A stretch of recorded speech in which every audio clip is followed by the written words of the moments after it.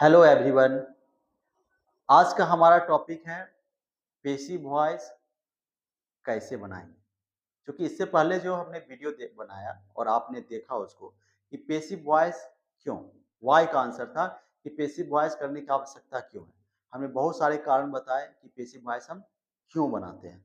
नहीं, हमारे daily life में उसका क्या इस्तेमाल है, ग्रामर के दृष्टिकोण से क्या जरूरत है, और फिर स्पीकर होने के नाते या फिर राइटर होने के नाते पैसिव वॉइस की क्या आवश्यकता है। लेकिन आज हम उसको जानेंगे कैसे, पैसिव वॉइस कैसे बनाएंगे हम। जितने भी हम समान रूप से सेंटेंस बनाते हैं जिसमें सब्जेक्ट जो है वह डूअर, वो एजेंट का काम करता है। सब्जेक्ट जो है वह डूअर या एजेंट, ये एक्शन है। वर्ब जो है एक्शन है, इसको करने वाला जो होता है सब्जेक्ट, वह डूअर या एजेंट का काम करता है। नहीं, उसको एजेंट बोलिए या डूअर बोलिए, करता। तो जो सब्जेक्ट करता है वह इस एक्शन को करने वाला है, उसका काम करता है। तो नॉर्मली जो स्ट्रक्चर होता है, जो हमने यूनिवर्सल स्ट्रक्चर की बात की, वह है सब्जेक्ट, वर्ब और ऑब्जेक्ट। वर्ब दो दो भाग में टूट सकते हैं, हेल्पिंग वर्ब और मेन वर्ब। कभी कभी हेल्पिंग वर्ब नहीं रहता है, डायरेक्ट मेन वर्ब रहता है, तो ऐसे भी हो सकते हैं। लेकिन जो पैसिव वॉइस होता है वहां सब्जेक्ट जो है, जो डूअर होता है, उससे सेंटेंस को हम स्टार्ट नहीं करते हैं। उसको हम क्या करते हैं, यही हमको आज जानना है, कैसे हम पैसिव वॉइस को कैसे बनाएंगे। अब है कि जब हम पैसिव वॉइस बनाते हैं तो पैसिव वॉइस में जो डूअर है वह लास्ट में चला जाता है, बाय प्लस सब्जेक्ट के रूप में। वह बाय प्लस सब्जेक्ट के रूप में डूअर हम बाद में रखते हैं। शुरुआत किससे करते हैं, इस ऑब्जेक्ट से। ये जो ऑब्जेक्ट है वह सब्जेक्ट के प्लेस पर और सब्जेक्ट ऑब्जेक्ट के प्लेस पर, ये दोनों अपना प्लेस चेंज कर लेता है। ऑब्जेक्ट से सेंटेंस शुरू करते हैं। क्यों शुरू करते हैं, हमने बताया कि ऑब्जेक्ट महत्वपूर्ण हो जाता है, हमको ऑब्जेक्ट से बताने की आवश्यकता होती है। सब्जेक्ट या तो नॉन है या अननोन है, या बताने की आवश्यकता नहीं है। इन सारी चीजों में जो भी हो, लेकिन हमें ऑब्जेक्ट से शुरू करना रहता है, तो हम हेल्पिंग वर्ब यूज करते हैं और past participle form V3। Passive voice का जो पैसिव वॉइस की जो मूल पहचान है वह क्या है कि सेंटेंस में V3 होगा। नहीं, और उससे पहले हेल्पिंग वर्ब, यहाँ हेल्पिंग वर्ब था नहीं था, लेकिन यहाँ हेल्पिंग वर्ब है, और V3 से पहले हेल्पिंग वर्ब है। हमने यहाँ लिखा verb to be, helping verb के साथ verb to be, verb to be का होना मस्ट है। अब हम वर्ब टू बी क्या है इसके बारे में बताएंगे, लेकिन जो स्ट्रक्चर हो गया वो देख लीजिए, object plus helping verb plus V3 plus by plus subject. अब एक्टिव वॉइस के कंपैरेटिव या स्ट्रक्चर आसान इसलिए है कि इसमें हेल्पिंग वर्ब मस्ट है, रहेगा ही पूरा है, और उसके बाद V3, V1, V2, V4, V5 सब गायब है। दूसरे वर्ब फॉर्म को नहीं याद रखना है, एकमात्र वर्ब फॉर्म याद रहेगा, वह क्या रहेगा, V3। आंख बंद करके हम पैसिव वॉइस में V3 का प्रयोग करते हैं, जो मुख्य क्रिया है, और तब बाय प्लस सब्जेक्ट का। तो पैसिव वॉइस हम कैसे बनाते हैं उसमें हम देखें, उसके हमने मुख्य रूप से 4 जो कंसेप्ट है, 4 पॉइंट है, उसको हमने रखा है। किसी 4 पॉइंट पर बेस्ड जो है पैसिव वॉइस होगा। वह क्या है, ऑब्जेक्ट को सब्जेक्ट के स्थान पर रखेंगे, अर्थात ऑब्जेक्ट सब्जेक्ट के स्थान पर और रखेंगे, अर्थात ऑब्जेक्ट अब सब्जेक्ट की भूमिका में रहेगा। ऑब्जेक्ट अब किस भूमिका में रहेगा, सब्जेक्ट की भूमिका में रहेगा। और जब सब्जेक्ट की भूमिका में रहेगा तो जिसके अनुसार हेल्पिंग वर्ब का प्रयोग किया जाएगा, और हेल्पिंग वर्ब किसके अनुसार हो जाएगा, ऑब्जेक्ट के अनुसार हो जाएगा। अब इस सब्जेक्ट के अनुसार हेल्पिंग वर्ब का प्रयोग नहीं होगा, बल्कि इसके अनुसार होगा। यह नहीं, या सिंगुलर होगा तो सिंगुलर, या प्लूरल होगा तो प्लूरल, ऑब्जेक्ट के अनुसार हेल्पिंग वर्ब का प्रयोग होगा। क्वेश्चन होगा, अगर हेल्पिंग वर्ब पहले इन्वर्जन के रूप में पहले आएगा ऑब्जेक्ट से पहले, तो भी वह ऑब्जेक्ट के अनुसार होगा। नहीं तो ऑब्जेक्ट सिंगुलर है, प्लूरल है, जो भी है, ऑब्जेक्ट के अनुसार पैसिव वॉइस में हेल्पिंग वर्ब रखेंगे। नेक्स्ट, ऑब्जेक्ट के बाद हेल्पिंग वर्ब एवं वर्ब टू का प्रयोग करेंगे, जो मीनिंग, सेंस और टेंस को अभिव्यक्त करेगा। अब सबसे मूल बात है कि ऑब्जेक्ट के बाद जो हेल्पिंग वर्ब होगा वह हेल्पिंग वर्ब एवं वर्ब टू बी, दोनों बात लिखा गया है, हेल्पिंग वर्ब एवं वर्ब टू बी। समान रूप से जो भी लोग बताते हैं, अगर इंग्लिश बताते हैं, सिखाते हैं ग्रामर को, स्पोकन हो, रिटन हो, जो भी हो, वहां यह बताते हैं कि सिर्फ और सिर्फ हम हेल्पिंग वर्ब की बात करते हैं। हमने इसमें एक एक्स्ट्रा ऐड किया है, वह है verb to be. Verb to be क्या है? वर्ब टू बी के बारे में, वर्ब बी के बारे में हमने बहुत विस्तार से बताया है कि स्पेशल वीडियो है इसका मेरा बना हुआ, आप उसमें देखेंगे तो जितने भी आप ग्रामर पढ़े होंगे या जहां भी वीडियो देखेंगे उससे आपको अलग चीज दिखेगा। उसमें वर्ब टू बी को बहुत विस्तार से बताया गया है। तो verb to be helping verb के साथ क्या है, कैसे आएगा, इसकी बात हम करेंगे। और उसके बाद है V3 जो मस्ट है। नहीं, अब यह है कि इसमें हमने दिया है हेल्पिंग वर्ब और वर्ब टू बी के बारे में जो मीनिंग हमने यूज किया, मीनिंग, सेंस और टेंस, सारा चीज, मीनिंग हो, सेंस हो, टेंस हो, सारा चीज इस हेल्पिंग वर्ब पर ही निर्भर करेगा, सारा का सारा। क्योंकि यह स्वतंत्र है, V3 हो जाने से मेन वर्ब V3 हो गया, अब यह इंडिपेंडेंट है, इसको कोई मतलब नहीं है अन्य चीजों से, सिर्फ एक्शन बताता है और वह टेंस से मुक्त हो गया, किसी टेंस को फॉलो नहीं करेगा, चाहे सिंपल प्रेजेंट हो, पास्ट परफेक्ट हो, सिंपल पास्ट हो, प्रेजेंट परफेक्ट हो, कोई चीज से उसको लेना देना नहीं है, वह फ्री हो गया, टेंस से फ्री हो गया, मीनिंग से फ्री हो गया, सेंस से फ्री हो गया, हर चीज, सिर्फ यह एक्शन जो मीनिंग है इसका एक्शन मीनिंग वही लेता है और रेस्ट सारे मीनिंग, सेंस, टेंस जो है सब हेल्पिंग वर्ब करता है। तो पेसिव वॉइस को आसान बनाया गया कि पेसिव वॉइस में सारा का सारा जो है दारोमदार किस पर है, हेल्पिंग वर्ब पर है। नहीं, जो इसका यूज समझ गया उसके लिए हेल्पिंग वर्ब हलवा हो गया, एकदम आसान, और जो नहीं समझ पाया इसके यूज को उसके लिए वो भारी हो गया। नहीं, तो ये सारा मीनिंग, टेंस, सेंस जो है वो हेल्पिंग वर्ब क्लियर करेगा। मेन वर्ब के रूप में पास्ट पार्टिसिपल जो होता है उसका इस्तेमाल करेंगे और अर्थात V3 का प्रयोग करेंगे, ये फिक्स हो गया, V3 का प्रयोग करेंगे। और चौथा है कि डूअर एजेंट को बाय प्लस सब्जेक्ट, डूअर जो था इस एक्शन को करने वाला वह बाद में आ रहा है बाय प्लस सब्जेक्ट के रूप में। यह मस्ट नहीं है, सेंटेंस में बाय प्लस सब्जेक्ट देना मस्ट नहीं है, खासकर रिटन इंग्लिश और स्पोकन इंग्लिश में तो इसकी आवश्यकता होती ही नहीं है, रेयरली बोला जाता है, नहीं इसका यूज नहीं करते हैं। सिर्फ जब ग्रामर के दृष्टिकोण से हम सेंटेंस को बता रहे होते हैं, कन्वर्ट कर रहे होते हैं, नहीं जब हम उसको एक्टिव से पैसिव वॉइस बना रहे होते हैं, सिर्फ उसी जगह हम बाय प्लस सब्जेक्ट का प्रयोग आवश्यकता अनुसार करते हैं, वर्ड हमारा है आवश्यकता अनुसार करते हैं। लेकिन रिटन इंग्लिश और स्पोकन इंग्लिश में बाय प्लस सब्जेक्ट लिखने या बोलने की आवश्यकता नहीं रहती है। तो हम सिर्फ स्पोकन इंग्लिश करेंगे, वह भी वहां जहां जरूरत हो, अगर जरूरत नहीं हो, आवश्यकता नहीं हो तो हम इसका प्रयोग नहीं करेंगे, जहां अंडरस्टूड होगा प्रयोग हम नहीं करेंगे बाय प्लस सब्जेक्ट का। तो ये जो 4 पॉइंट है पूरे एक्टिव पैसिव वॉइस में पैसिव बनाने में हमने यही याद रखना है, इन चीजों को फॉलो अप करना है, पैसिव वॉइस को आसान बनाया गया है। हम वन बाय वन अब देखेंगे, हमने जो एक एक पॉइंट बताया कि सब्जेक्ट जो है ऑब्जेक्ट रूप में, ऑब्जेक्ट सब्जेक्ट रूप में कैसे काम करता है, ऑब्जेक्ट के बाद हेल्पिंग वर्ब, और खासकर हम वर्ब टू बी के बारे में बताएंगे कि कैसे यह जो है वह क्या चीज है और कैसे पैसिव वॉइस में इसका अधिकतम इस्तेमाल होता है। अगर हम इसको समझ गए तो पैसिव वॉइस हमारे लिए बहुत ही आसान हो जाएगा। तो हम इसके बाद एक एक उदाहरण लेकर इसको डिटेल से समझते हैं। अभी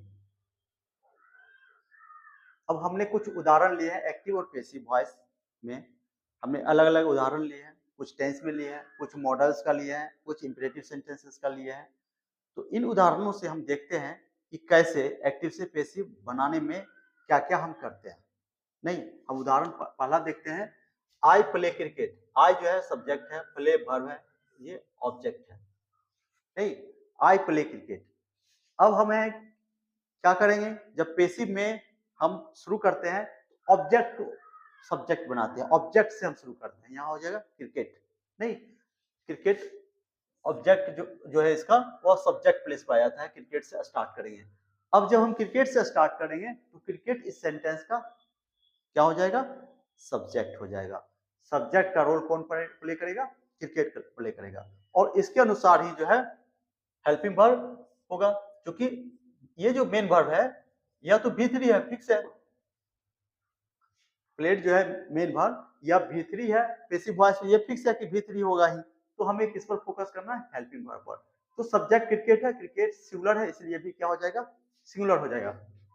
अब है कि हम यहाँ पर इज क्यों लिखे, इज क्यों यूज किए, यहाँ पर तो इज नहीं था, यहाँ पर तो डू डज डिड भी नहीं था, कुछ नहीं था, कोई हेल्पिंग वर्ब नहीं था, इज ही हम क्यों यूज किए।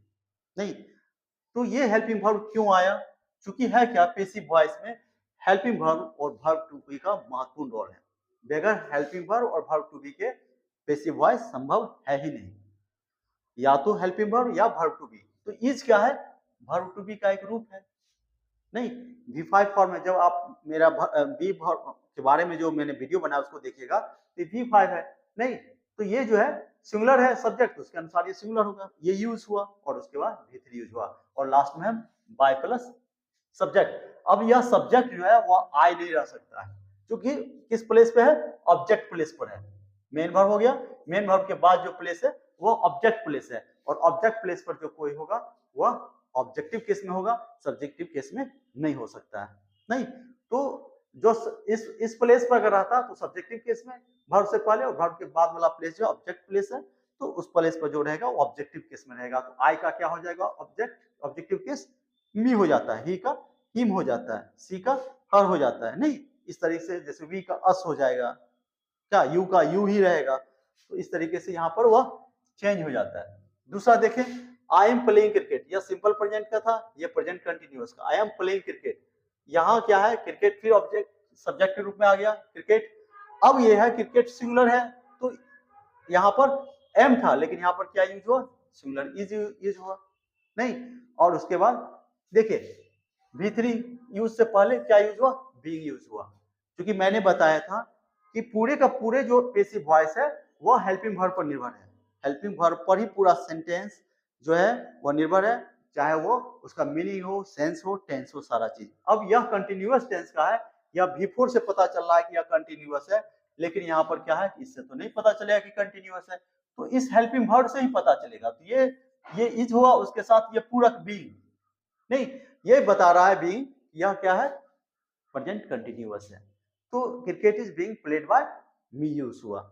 मैं जो यहाँ बता रहा हूँ सिर्फ एग्जांपल बता रहा हूँ कि कैसे एक्टिव से पैसिव हो रहा है। जब मैं टेंस में बताऊंगा तो बताऊंगा कि यही क्यों यूज होगा, बीइंग ही क्यों यूज होगा, इज क्यों यूज होगा, इसके बारे में भी और डिटेल से मेरे द्वारा चर्चा की जाएगी। लेकिन अभी मैं सिर्फ उसका उदाहरण बता रहा हूँ कि किस तरीके से हेल्पिंग वर्ब और वर्ब टू बी का रोल आ रहा है।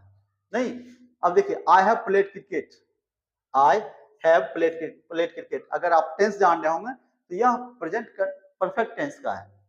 अब जब हम इसका पैसिव बनाते हैं तो क्रिकेट, अब क्रिकेट सिंगुलर है तो देखिए यहाँ पर हैज हो गया है, हैव नहीं रहा, यहाँ पर आई के साथ हैव था, लेकिन चूंकि क्रिकेट सिंगुलर है तो यहाँ पर क्या हो गया, हैज हो गया। तो सब्जेक्ट जो ऑब्जेक्ट था वो सब्जेक्ट का रोल कर रहा है, इसलिए इसी के अनुसार हेल्पिंग वर्ब्स हो गए। अब यहाँ पर है कि यहाँ पर तो बीन नहीं था, यहाँ हैव प्लेड, हैव के साथ V3, लेकिन यहाँ पर एक वर्ड बीन डाला गया जो कि verb to be. Passive voice में वर्ब टू बी की महत्वपूर्ण भूमिका है। यहाँ भी वर्ब टू बी है, यहाँ भी वर्ब टू बी है, यहाँ भी वर्ब टू बी है। यहाँ हैज वर्ब टू बी नहीं था, बीन वर्ब टू बी के रूप में यहाँ पे आ गया। तो वर्ब टू बी का रोल जो है वह महत्वपूर्ण है। बिना वर्ब टू बी के पैसिव वॉइस नहीं होता है, आप हर जगह इसको पाएंगे, मतलब जहां पैसिव वॉइस देखेंगे आपको वर्ब टू बी दिख जाएगा। तो यहाँ पर क्या हो गया, बीन प्लेड बाय मी, ये V3 हो गया, फिर by me. I have to play cricket, नहीं हैव टू, ये इंफिनिटिव यूज है इसका, जो हम बाद में देखेंगे जब स्पेशली इसका यूज देखेंगे। यहाँ पर देखिए कि cricket singular has to be, यहाँ वर्ब टू बी आ गया, नहीं उसके बाद प्लेड V3। क्यों इस तरह का इस्तेमाल हुआ हम इस पर बात करेंगे जब हम इंफिनिटी का यूज देखेंगे। तो हम यहाँ पर बता रहे हैं कि वर्ब टू बी जो है वो दिखता है, नहीं हेल्पिंग वर्ब में वर्ब टू बी आएगा, plus V3 plus by plus subject आ गया। I should play cricket, should क्या मॉडल है, मॉडल के साथ देखिए क्रिकेट से शुरू हुआ ऑब्जेक्ट शुड, मॉडल्स जो का त्यों रहेगा, कोई चेंजेस नहीं होगा। टेंस में जिस तरीके से चेंजेस हेल्पिंग वर्ब में हो रहे थे मॉडल्स में कोई चेंजेस नहीं होगा। तो यहाँ मॉडल्स आया, उसके बाद बी आया, वर्ब टू बी आ गया, तब V3, नहीं तो वर्ब टू बी आ गया। अब बी ही क्यों यूज हुआ, इसकी चर्चा जब हम मॉडल्स पढ़ाएंगे तो वहां भी चर्चा करेंगे, लेकिन यहाँ पर वर्ब टू बी आ गया, V3 बाय प्लस मी। यहाँ देखिए लेट हिम प्ले क्रिकेट, अब लेट हिम प्ले क्रिकेट ये जो है वह इंपेरेटिव सेंटेंस है, लेट से स्टार्ट होने वाला, लेट पॉजिटिव भी है। यहाँ पर क्या हुआ, लेट क्रिकेट बी प्लेड, ये जो V3 है यहाँ पर बी आ गया, उससे पहले वर्ब टू बी आ गया। ये वर्ब टू बी जो है वह महत्वपूर्ण है, इसके अलावा कोई हेल्पिंग वर्ब इसमें नहीं है, लेकिन वर्ब टू बी है। नहीं तो ये कैसे आया, तो जब हम इंपेरेटिव सेंटेंस का पैसिव बताएंगे तो वहां पर बहुत डिटेल से चर्चा करेंगे, लेकिन जो अभी मूल है कि हम संरचना को सिर्फ बता रहे हैं कि एक्टिव से पैसिव कैसे किया जाता है। कम इन, अंदर आ जाओ, यू आर अलाउड, नहीं you are allowed to come in, are आ गया यहाँ पर, नहीं तो यहाँ पर आर जो है वो क्या है, वर्ब टू बी है, तो वर्ब और वर्ब टू बी के बाद V3 है, ये आते हैं। आई मेड हिम लाफ, मैंने उसे हंसाया, he was made to laugh, verb to be, he was made to laugh, verb to be यहां आ गया। Next, bring a glass of water, अब देखिए इसको बना रहे हैं, let a glass of water be brought, be plus brought, V3। तो हमने वर्ब टू बी का इस्तेमाल हर सेंटेंस में देखा, हमने इंपेरेटिव का देखा, हमने कॉजेटिव देखा, हमने मॉडल्स का देखा उपयोग, हमने जो है इंफिनिटिव का देखा, हमने टेंस देखा। सारे सेंटेंसेस में जो है वर्ब टू बी एग्जिस्ट कर रहा है। हमने पैसिव वॉइस में ऑब्जेक्ट को सब्जेक्ट के रूप में इस्तेमाल किया, ऑब्जेक्ट जो है जब सब्जेक्ट का रोल कर रहा है तो वह उसके अनुसार उसका वर्ब हो रहा है, हमने देखा। हमने ये भी देखा कि जो वर्ब ही मुख्य रोल प्ले कर रहा है, हेल्पिंग वर्ब ही मुख्य रोल प्ले कर रहा है, उसी के अनुसार टेंस, सेंस और मीनिंग हो रहे हैं। नहीं, टेंस, सेंस और मीनिंग तीनों हेल्पिंग वर्ब के अनुसार हो रहे हैं और सब में V3 मस्ट है। तो ये जो है एक्टिव से पैसिव बनाने के जो मेजर रूल्स थे वो बताए गए।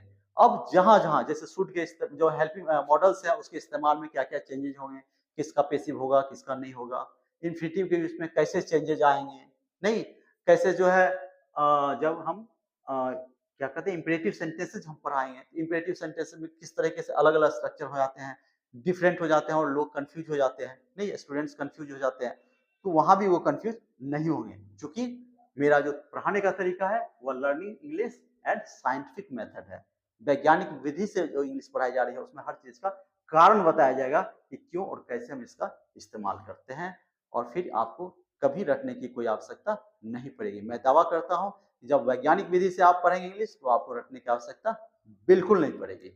तो आज मैं इतना ही पे खत्म कर रहा हूँ। इसके बाद जो है पैसिव वॉइस अलग अलग का, इन्फिनिटिव का अलग, इंपेरेटिव का अलग, टेंस का अलग, मॉडल्स का अलग, इसका अलग अलग वीडियोज होगा, इसलिए आपका कंसेप्ट वहां पर बिल्कुल क्लियर हो और रटने की कोई आवश्यकता नहीं हो। तो आज मैं इतना ही पर खत्म कर रहा हूँ और मैं उम्मीद कर रहा हूँ कि यह वीडियो आपको पसंद आया होगा। आप निश्चित रूप से कमेंट बॉक्स में जाकर कमेंट करेंगे, इस संदर्भ में सुझाव देंगे, आपका सुझाव बहुत मूल्यवान है, और साथ ही आप इसे शेयर करेंगे, सब्सक्राइब करेंगे, बेल बटन दबाएंगे और लाइक करेंगे। मैं फिर हाजिर होऊंगा, तब तक के लिए धन्यवाद, बाय।